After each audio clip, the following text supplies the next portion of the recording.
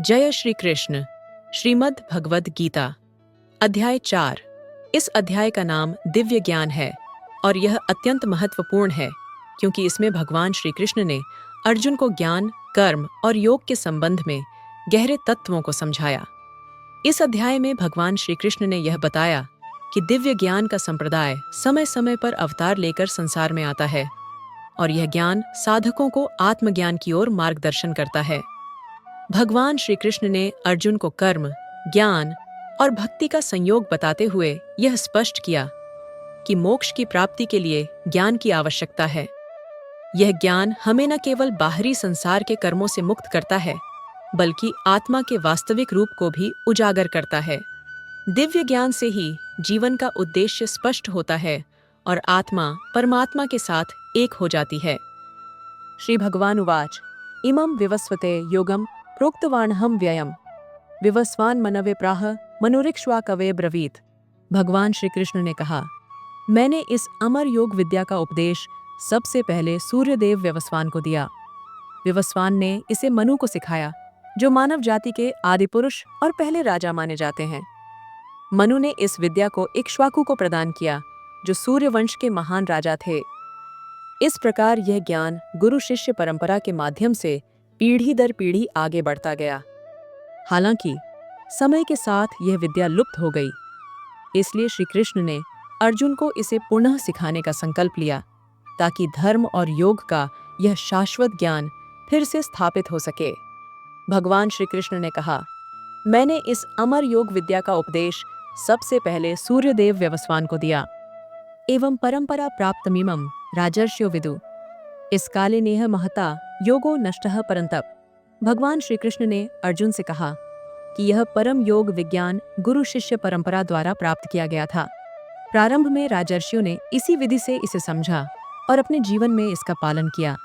ये ज्ञान धर्म और योग के माध्यम से जीवन का मार्गदर्शन करता था, किंतु समय के साथ ये पवित्र परंपरा छिन्न भिन्न हो गई और इसका वास्तविक स्वरूप लुप्त हो गया। इसलिए अब इस अमूल्य ज्ञान को पुनः स्थापित करने की आवश्यकता है। श्री कृष्ण ने अर्जुन को इस विद्या का उपदेश देकर इसे पुनर्जीवित करने का संकल्प लिया, जिससे धर्म की पुनर्स्थापना हो सके। स एवायं मया तेद्य योगः प्रोक्तः पुरातनः भक्तोसि में सखा चेति रहस्यम ह्येतदुत्तमम्। भगवान श्री कृष्ण ने कहा, आज मेरे द्वारा वही यह प्राचीन योग जो परमेश्वर के साथ संबंध का विज्ञान है, आज मैं तुम्हें बता रहा हूँ। यह ज्ञान अत्यंत पवित्र और रहस्यमय है, जिसे समझना हर किसी के लिए संभव नहीं है, लेकिन तुम मेरे भक्त और मित्र हो, इसीलिए तुम्हें इस दिव्य रहस्य को समझने का अधिकार है। यह ज्ञान न केवल आध्यात्मिक मार्गदर्शन प्रदान करता है, बल्कि आत्मा को परमात्मा से जोड़ने का माध्यम भी है। इसका उद्देश्य जीवन में धर्म, सत्य और योग की स्थापना करना है, जिससे जीवन सार्थक और उन्नत हो सके। अर्जुन उवाच अपरम भवतो जन्म परम जन्म विवस्वतः कथमे तद विजानिया त्वमादौ प्रोक्तवानिति। अर्जुन ने श्री कृष्ण से पूछा, हे मधुसूदन, सूर्यदेव विवस्वान तो आपसे पहले जन्मे और ज्येष्ठ हैं। ऐसे में यह समझना कठिन है कि प्रारंभ में आपने ही उन्हें यह योग विद्या सिखाई थी। अर्जुन के इस प्रश्न में आश्चर्य और जिज्ञासा थी, क्योंकि उन्हें भगवान श्री कृष्ण की दिव्यता और उनकी अनंत प्रकृति का पूरी तरह से आभास नहीं था। अर्जुन यह जानना चाहते थे कि किस प्रकार भगवान ने काल और जन्म की सीमाओं को पार करते हुए यह ज्ञान दिया।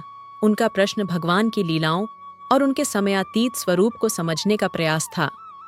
श्री भगवान उवाच बहूनि मे व्यतीतानि जन्मानि तव चार्जुन तान्यहं वेद सर्वाणि न त्वं वेत्थ परंतप।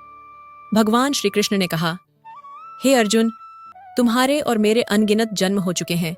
मुझे सभी जन्मों का ज्ञान है, क्योंकि मैं सर्वज्ञ हूँ, लेकिन तुम्हें उनका स्मरण नहीं हो सकता। मैं निराकार रूप में अनंत काल से अस्तित्वमान हूँ, और जब जब पृथ्वी पर धर्म की हानि होती है, तब तब मैं अवतार लेता हूँ। मेरे जन्म और कर्म दिव्य हैं, जो मनुष्य के समझ से परे हैं। अजोपि सन्नव्ययात्मा भूतानामीश्वरोपि सन् प्रकृतिं स्वामधिष्ठाय संभवाम्यात्म माया। और समस्त जीवों का स्वामी हूँ। मेरा कोई आरंभ और अंत नहीं है। फिर भी प्रत्येक युग में जब पृथ्वी पर अधर्म बढ़ता है और धर्म का हनन होता है, तब मैं अपने आदि दिव्य रूप में प्रकट होता हूँ। मैं जन्म मृत्यु के बंधन से मुक्त हूँ, लेकिन प्रपंच की रक्षा के लिए मैं विभिन्न रूपों में अवतार लेता हूँ। मेरा अवतार विशेष उद्देश्य से होता है। यदा यदा हि धर्मस्य ग्लानिर्भवति भारत अभ्युत्थानमधर्मस्य तदात्मानं सृजाम्यहम्। हे भरतवंशी, जब भी और जहां भी धर्म का पतन होता है और अधर्म का प्रकोप बढ़ने लगता है, अधर्म बढ़ता है, तब तब मैं अपने दिव्य रूप में अवतार लेता हूँ, धर्म की पुनर्स्थापना करता हूँ। जब पाप और अधर्म के कारण संसार में अराजकता फैल जाती है और सत्कर्मों का ह्रास हो जाता है, तब मैं स्वयं अवतार ग्रहण कर दुष्टों का संहार करता हूँ और धर्म की विजय सुनिश्चित करता हूँ। मेरा अवतार केवल धर्म की रक्षा के लिए होता है, ताकि सत्य की पुनः स्थापना हो सके और पापियों का नाश हो। इस प्रकार जब भी पृथ्वी पर धर्म का संतुलन बिगड़ता है, तब मैं भक्तों की रक्षा और अधर्मियों का संहार करने के लिए उत्पन्न होता हूँ। मेरे अवतार से ही संसार में पुनः सत्य और धर्म की विजय होती है। परित्राणाय साधूनाम विनाशाय च दुष्कृताम धर्म संस्थापनार्थाय संभवामि युगे युगे।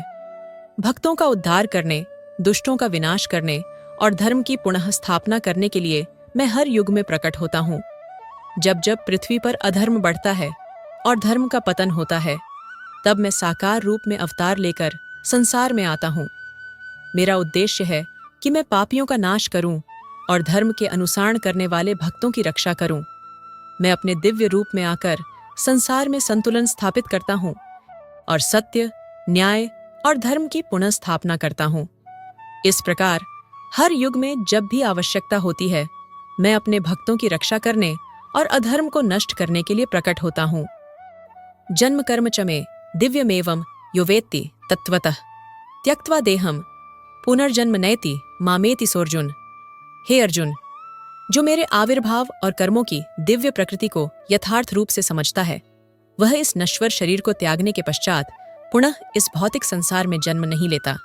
वह जन्म मृत्यु के चक्र से मुक्त होकर मेरे सनातन और दिव्य धाम को प्राप्त करता है, जहाँ केवल शाश्वत शांति, आनंद और सत्य का निवास होता है।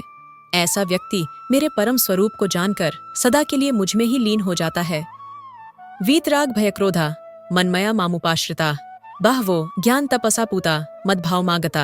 आसक्ति, भय और क्रोध से पूर्णत मुक्त होकर मन, वचन और कर्म से मुझ में पूरी तरह तल्लीन होकर मेरी शरण में आकर और मेरे ज्ञान का अनुसरण करते हुए अनेकों व्यक्तियों ने भूतकाल में अपने जीवन को शुद्ध किया है। इस प्रकार उन्होंने अपने हृदय में मेरे प्रति दिव्य प्रेम का उदय किया और परम सत्य की प्राप्ति की है। ये यथा माम प्रपद्यन्ते तांस्तथैव भजाम्यहम् मम वर्मानुवर्तन्ते मनुष्याः पार्थ सर्वशः। जिस भाव और श्रद्धा से लोग मेरी शरण ग्रहण करते हैं, मैं उन्हें उसी के अनुरूप फल प्रदान करता हूँ। हे पार्थ, इस संसार के सभी लोग चाहे किसी भी मार्ग पर चलें, अंततः मेरे ही पथ का अनुसरण करते हैं। मैं उनके प्रयासों, निष्ठा और कर्मों को देखकर उन्हें उनके लक्ष्य तक पहुंचने में सहायता करता हूँ, क्योंकि सभी मार्ग मुझ तक ही आते हैं। कांक्षणतः कर्मणाम सिद्धिम यजन्त इह देवता क्षिप्रम हिमानुष्ये लोके सिद्धिर्भवति कर्मजा। इस संसार में अधिकांश मनुष्य अपनी इच्छाओं की पूर्ति और भौतिक सुखों को प्राप्त करने के लिए सकाम कर्मों में संलग्न रहते हैं। वे अपने लक्ष्य की सिद्धि के लिए देवताओं की पूजा करते हैं, क्योंकि यह विश्वास किया जाता है कि देवता उनकी इच्छाओं को शीघ्र पूर्ण कर सकते हैं। निस्संदेह इस भौतिक जगत में सकाम कर्मों का परिणाम शीघ्र ही प्राप्त हो जाता है, लेकिन यह फल केवल अस्थायी होता है और स्थायी शांति या मुक्ति प्रदान नहीं करता। चातुर्वर्ण्य मया सृष्टम गुणकर्म विभागशः तस्य कर्तारमपि मां विद्य कर्तारम व्ययम्। भगवान श्री कृष्ण कहते हैं कि प्रकृति के 3 गुणों सत्व, रजस और तमस तथा उनसे जुड़े कर्मों के आधार पर मैंने मानव समाज के 4 वर्गों, वर्णों की रचना की है। ये वर्ग समाज की सुव्यवस्था और कार्यों के समुचित विभाजन के लिए बनाए गए हैं। यद्यपि मैं इन वर्णों की रचना का करता हूँ, फिर भी मैं इन सब से परे, अविनाशी और अकर्ता हूँ। इसका तात्पर्य है कि मैं केवल इस सृष्टि का आधार हूँ, लेकिन इनमें लिप्त नहीं हूँ। मेरी स्थिति निर्लिप्त और शाश्वत है, जो मुझे कर्मों और उनके फलों से मुक्त रखती है। न मां कर्माणि लिम्पन्ति न मे कर्म फले स्पृहा इति माम यो भिजानाति कर्मभिर्न स बध्यते। भगवान श्री कृष्ण कहते हैं कि मुझ पर किसी भी कर्म का प्रभाव नहीं पड़ता और न ही मैं किसी कर्म फल की इच्छा करता हूँ। मैं सृष्टि का आधार और प्रेरक हूँ, लेकिन इन सब से निर्लिप्त रहता हूँ। जो व्यक्ति इस सत्य को समझता है और मुझे अकर्ता व निर्लिप्त मानता है, वह भी अपने कर्मों के फल के बंधन से मुक्त हो जाता है। इसका अर्थ यह है कि जब मनुष्य निष्काम भाव से बिना किसी फल की इच्छा के अपने कर्तव्यों का पालन करता है और ईश्वर को समर्पित होकर कर्म करता है, तो वह भी मोक्ष का अधिकारी बनता है। एवं झात्वा कृतम कर्म पूर्वैरपि मुमुक्षुभि कुरु कर्मैव तस्मात् त्वं पूर्वये पूर्वतरम कृतम। प्राचीन काल में सभी महान और मुक्त आत्माओं ने मेरी दिव्य प्रकृति को समझकर ही अपने कर्मों का पालन किया। उन्होंने अपने कर्तव्यों का निष्काम भाव से पालन करते हुए मुझे समर्पित किया। उनके कर्म केवल लोकहित और धर्म की स्थापना के उद्देश्य से थे, न कि किसी स्वार्थ या फल की कामना से प्रेरित। अतः हे अर्जुन, तुम्हें भी उनके पदचिन्हों का अनुसरण करना चाहिए और अपने कर्तव्यों को धर्मपूर्वक निभाना चाहिए। मेरे दिव्य स्वरूप और उद्देश्य को समझकर कर्म करने से न केवल आत्मिक शांति प्राप्त होगी, बल्कि समाज में भी सुसंगति और न्याय की स्थापना होगी। यही कर्मयोग का आदर्श मार्ग है। किं कर्म किम कर्मेति कवयोप्यत्र मोहितः तत्ते कर्म प्रवक्ष्यामि यज्ञात्वा मोक्ष से शुभात्। कर्म और अकर्म को समझना अत्यंत गूढ़ विषय है और इसमें बुद्धिमान व्यक्ति भी भ्रमित हो जाते हैं। कर्म वह है जो नियत कर्तव्य और धर्म के अनुसार किया जाता है, जबकि अकर्म का अर्थ है कर्म के प्रति निष्क्रियता या आलस्य। लेकिन कर्म में भी अज्ञानजनित आसक्ति कर्म को अशुभ बना सकती है। इस भ्रम को दूर करने के लिए मैं तुम्हें सच्चे कर्म का ज्ञान दूंगा। इस ज्ञान से तुम यह समझ सकोगे कि कौन सा कर्म शुभ है और कौन सा अशुभ। इस ज्ञान को आत्मसात करके तुम सभी अशुभ कर्मों और उनके बंधनों से मुक्त हो सकते हो। कर्मणो ह्यापि बोधव्यम बोधव्यम च विकर्मणन् है अकर्मणश्च बोधव्यम गहना कर्मणो गते। कर्म की गहराइयों को समझना अत्यंत जटिल है, क्योंकि इसके स्वरूप में कई बारीकियां छिपी हुई हैं। मनुष्य को यह भली भांति खतियोंति जानना चाहिए कि कर्म क्या है, विकर्म क्या है और अकर्म क्या है। कर्म वह है जो धर्म और कर्तव्य के अनुसार किया जाए। विकर्म वह है जो अधर्म, अनैतिकता या अज्ञान के प्रभाव से किया जाता है, जो अशुभ फल देता है। अकर्म का तात्पर्य है निष्क्रियता, जो कर्तव्य का त्याग है। सच्चा ज्ञान इन तीनों के अंतर को समझने में है। जब मनुष्य कर्म को निष्काम भाव से धर्मानुसार और ज्ञानपूर्वक करता है, तब वह बंधन से मुक्त होकर परमात्मा के समीप पहुंचता है। कर्मण्य कर्म यपश्येद कर्मणि च कर्म यः स बुद्धिमान मनुष्येषु स युक्तः कृत्स्न कर्म कृत। जो मनुष्य कर्म में अकर्म और अकर्म में कर्म का दर्शन करता है, वही सच्चा ज्ञानी है। इसका अर्थ है कि वह व्यक्ति कर्म करते हुए भी उसमें आसक्ति नहीं रखता और निष्काम भाव से उसे ईश्वर को अर्पित करता है, जिससे वह बंधनों से मुक्त रहता है। वहीं जो व्यक्ति बाह्य रूप से निष्क्रिय दिखता है, लेकिन भीतर से स्वार्थ या आसक्ति में लिप्त है, वह अकर्म में भी कर्मरत है। ऐसा समझने वाला मनुष्य सभी कर्मों में शुद्ध बुद्धि से स्थित रहता है और दिव्य स्थिति को प्राप्त रहता है। ये ज्ञान उसे जीवन के बंधनों से मुक्त कर देता है।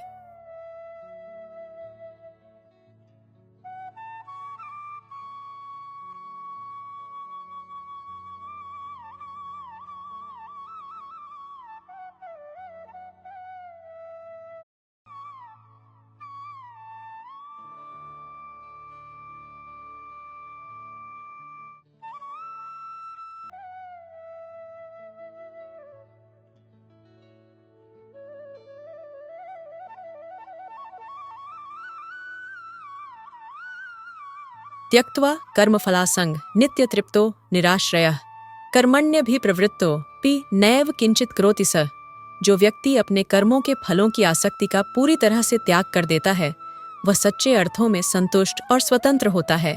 ऐसा व्यक्ति आत्मनिर्भर होकर बाहरी परिस्थितियों से अप्रभावित रहता है। वह सभी प्रकार के कार्यों में व्यस्त रहते हुए भी किसी सकाम कर्म में लिप्त नहीं होता, क्योंकि उसके कर्म केवल कर्तव्य और धर्म के निर्वाह के लिए होते हैं, न कि किसी स्वार्थ या फल की प्राप्ति के लिए। इस निष्काम भाव से कार्य करने वाला व्यक्ति कर्म के बंधनों से मुक्त रहता है और परम शांति को प्राप्त करता है। यही सच्चे कर्म योगी की पहचान है। निराशीर्य तचित्तात्मा त्यक्त सर्व परिग्रह शारीरम केवलम कर्म कुर्वन्नाप्नोति किल्बिषम। ज्ञानी पुरुष अपने मन और बुद्धि को पूर्ण रूप से संयमित रखकर हर कार्य करता है।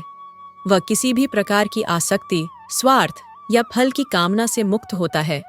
अपनी संपत्ति और स्वामित्व के अधिकार को त्याग कर वह केवल शरीर निर्वाह के लिए आवश्यक कर्म करता है। उसका उद्देश्य न तो भौतिक सुखों की प्राप्ति होता है, न ही समाज में किसी प्रकार की प्रतिष्ठा। इस प्रकार वह अपने कर्मों को केवल धर्म और कर्तव्य पालन के उद्देश्य से करता है। ऐसा व्यक्ति निष्काम भाव से कार्य करते हुए पाप रूपी कर्म फलों से पूरी तरह अप्रभावित रहता है। उसकी जीवन शैली सरल, शुद्ध और संतुलित होती है। वह कर्म के बंधनों से परे होकर परम शांति और मोक्ष के मार्ग पर अग्रसर होता है। उसकी यह अवस्था ज्ञान, वैराग्य और समर्पण का उत्कृष्ट उदाहरण है, जो सभी को प्रेरणा देती है। यही सच्चा योग और ज्ञानी का आदर्श जीवन है। यदृच्छा लाभ संतुष्टो द्वंद्वातीतो विमत्सरः सम सिद्धावसिद्ध च कृत्वापि न निबध्यते। जो व्यक्ति स्वयं होने वाले लाभ से संतुष्ट रहता है, जो द्वंद्वों से मुक्त है और कभी ईर्ष्या नहीं करता, वह सच्चा योगी है। ऐसा व्यक्ति सफलता और असफलता दोनों में समान रूप से स्थिर रहता है। उसकी मनोवृत्ति न तो सफलता के मद में चंचल होती है और न ही असफलता से हताश होती है। वह अपने कर्मों को निष्काम भाव से करता है, बिना किसी फल की कामना के। इस प्रकार वह सभी परिस्थितियों में शांति और संतुलन बनाए रखता है। ऐसे व्यक्ति के लिए कर्मों का कोई बंधन नहीं होता, क्योंकि वह अपनी बुद्धि और मन को पूर्ण रूप से संयमित और स्थिर रखता है। गत संगस्य मुक्तस्य ज्ञानावस्थित चेतसः यज्ञायाचरतः कर्म समग्रम प्रविलीयते। जो व्यक्ति प्रकृति के गुणों से अनासक्त रहता है और अपने मन, वचन तथा क्रिया से पूरी तरह दिव्य ज्ञान में स्थित होता है, उसके सारे कर्म ब्रह्म में लीन हो जाते हैं। वह व्यक्ति न तो सुख और दुख के प्रभाव में आता है, न ही राग और द्वेष से प्रेरित होता है। उसका हर कार्य ईश्वर के लिए समर्पित होता है और वह निष्काम भाव से अपने कर्तव्यों का पालन करता है। ऐसे व्यक्ति का आत्मा ब्रह्म से एकाकार हो जाता है और उसकी सारी क्रियाएं ब्रह्म के स्वरूप में विलीन हो जाती हैं। ब्रह्मार्पणम ब्रह्म हविर्ब्रह्माग्नो ब्रह्मणा हुतम ब्रह्मैव तेन गंतव्यम ब्रह्म कर्म समाधिना। जो व्यक्ति कृष्ण भावनामृत में पूर्णतया लीन रहता है, वह अपने आध्यात्मिक कर्मों के माध्यम से भगवत धाम की प्राप्ति अवश्य करता है। उसका हर कार्य, जैसे हवन, पूजा या अन्य भक्ति क्रियाएं, शुद्ध रूप से आध्यात्मिक होती हैं। इसमें समर्पण, श्रद्धा और प्रेम का भाव निहित होता है, जिससे न केवल हवि, यज्ञ सामग्री, बल्कि संपूर्ण कर्म भी आध्यात्मिक रूप से शुद्ध और ईश्वर के प्रति समर्पित हो जाते हैं। ऐसे व्यक्ति के सभी कृत्य कृष्ण के चरणों में अर्पित होते हैं और इस दिव्य समर्पण के कारण वह भगवत धाम की प्राप्ति करता है। दैवमेवा परे यज्ञम योगिनः पर्युपासते ब्रह्माग्नाव परे यज्ञम यज्ञनैवोपजुह्वति। कुछ योगी विभिन्न प्रकार के यज्ञों के द्वारा देवताओं की पूजा करते हैं, ताकि वे देवताओं से आशीर्वाद प्राप्त कर सकें और अपने जीवन को पवित्र बना सकें। ये यज्ञ उनके आध्यात्मिक उन्नति का साधन होते हैं, जिनके माध्यम से वे देवताओं को प्रसन्न करते हैं। वहीं कुछ योगी पर ब्रह्म रूपी अग्नि में आहुति डालते हैं। वे समझते हैं कि परमात्मा ही सर्वव्यापी है और अपने सभी कार्यों को उसी परम तत्व के प्रति समर्पित करते हुए वे उसे अपनी साधना का केंद्र बनाते हैं। इस प्रकार वे अपने कर्मों के माध्यम से परमात्मा में विलीन हो जाते हैं। श्रोत्रादीन इंद्रियाण्यन्ये संयमाग्निषु जुह्वति शब्दादीन विषयानन्य इंद्रियाग्निषु जुह्वति। कुछ विशुद्ध ब्रह्मचारी श्रवण, मनन और चिंतन जैसी क्रियाओं के माध्यम से अपने इंद्रिय अनुभवों को नियंत्रित करते हैं और उन्हें मन की नियंत्रण रूपी अग्नि में स्वाहा कर देते हैं। वे अपने मानसिक और शारीरिक क्रियाकलापों को पूरी तरह से ध्यान और साधना में समर्पित करते हैं, ताकि वे आत्म साक्षात्कार और ब्रह्म ज्ञान की ओर अग्रसर हो सकें। वहीं कुछ नियमित गृहस्थ अपनी इंद्रिय विषयों को इंद्रियों की अग्नि में स्वाहा कर देते हैं। वे अपने दैनिक जीवन में भौतिक इच्छाओं और संवेदनाओं का नियंत्रण रखते हुए अपने कर्मों और कार्यों को संतुलित और ईश्वर के प्रति समर्पित रखते हैं। इस प्रकार दोनों प्रकार के साधक अपने अपने मार्ग से आत्मिक उन्नति की ओर बढ़ते हैं। सर्वाणि इंद्रिय कर्माणि प्राण कर्माणि चापरे आत्म संयम योगाग्नो जुह्वति ज्ञान दीपिते। दूसरे प्रकार के साधक जो मन और इंद्रियों को वश में करके आत्म साक्षात्कार करना चाहते हैं, वे संपूर्ण इंद्रियों और प्राणवायु के कार्यों को संयमित मन रूपी अग्नि में आहुति कर देते हैं। वे अपने मन, इंद्रियों और श्वास को नियंत्रित करते हुए उन्हें आंतरिक ध्यान और साधना में समर्पित कर देते हैं। इस प्रक्रिया के माध्यम से वे अपनी मानसिक और शारीरिक इच्छाओं को शांत करते हैं और आत्मा के वास्तविक स्वरूप का अनुभव करते हैं। यह साधना उन्हें ब्रह्म के साथ एकत्व की स्थिति में पहुंचा देती है, जहां वे पूर्ण आत्म साक्षात्कार प्राप्त करते हैं। द्रव्य यज्ञास्तपो यज्ञ योगी यज्ञास्तथा परे स्वाध्याय ज्ञान यज्ञाश्च यतय संशित व्रता। कठोर व्रत अंगीकार करके कुछ लोग अपनी संपत्ति का त्याग कर देते हैं ताकि वे सांसारिक बंधनों से मुक्त हो सकें और आत्मज्ञान प्राप्त कर सकें। कुछ लोग कठिन तपस्या द्वारा अपने शरीर और मन को नियंत्रित करते हुए उच्चतम आध्यात्मिक उन्नति की ओर अग्रसर होते हैं। वहीं कुछ लोग अष्टांग योग पद्धति का अभ्यास करके ध्यान, साधना और योग के माध्यम से आत्मसंपन्नता प्राप्त करते हैं। इसके अतिरिक्त कुछ लोग वेदों के अध्ययन द्वारा दिव्य ज्ञान में उन्नति करते हैं, जिससे वे अपने भीतर गहरे ज्ञान और समझ का विकास करते हैं। इन सभी साधनाओं के माध्यम से वे आत्मबोध और ब्रह्म ज्ञान की ओर बढ़ते हैं। अपाने जुह्वति प्राणम प्राणे पाणम तथा परे प्राणापान गति रुद्ध्वा प्राणायाम परायणा अपरे नियताहारा प्राणान प्राणेषु जुह्वति। कुछ योगी समाधि की अवस्था में जाने के लिए श्वास को नियंत्रित करने का अभ्यास करते हैं। प्राणायाम, वे प्राण और अपान वायु को आपस में रोकने का अभ्यास करते हैं, जिससे उनका श्वास प्रवाह पूरी तरह से संतुलित हो जाता है। इस प्रक्रिया में वे श्वास की गति को नियंत्रित करते हुए अंत में प्राण और अपान को रोककर गहरी समाधि की अवस्था में स्थित होते हैं। इसी तरह कुछ योगी कम भोजन करके अपने प्राणों को प्राण में ही समर्पित कर देते हैं।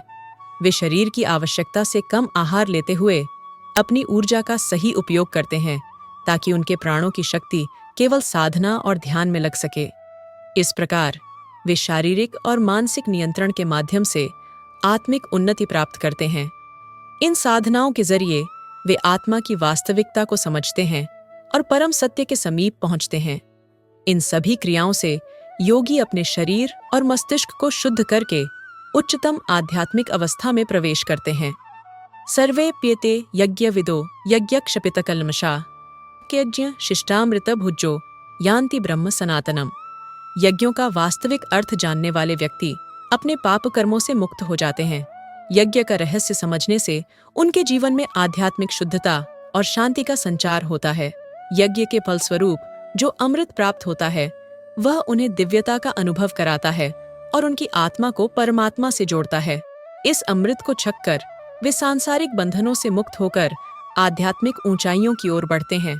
इस प्रकार यज्ञों का सही ज्ञान न केवल व्यक्ति के जीवन को पवित्र करता है, बल्कि उसे परम दिव्य आकाश की ओर मार्गदर्शित करता है, जो मोक्ष और शाश्वत आनंद का प्रतीक है।